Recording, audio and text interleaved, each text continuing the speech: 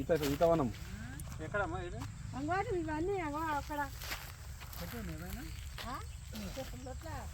చేసినాం కొన్ని ఇవాళప్పుడు ఉంటాయి ఇవాళ జనం ఆదివారం కదా పోసి పెట్టినాం. నీరంటే ఉత్తరాలు వచ్చి ఇది కడుగుతాం పూసి వచ్చి లేకుంటే కొత్తలో వచ్చి అనగడతాం.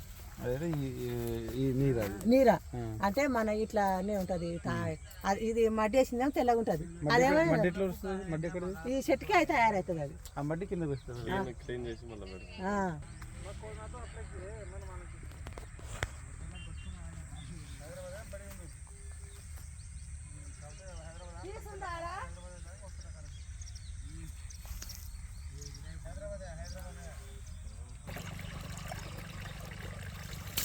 బంద్ చేసి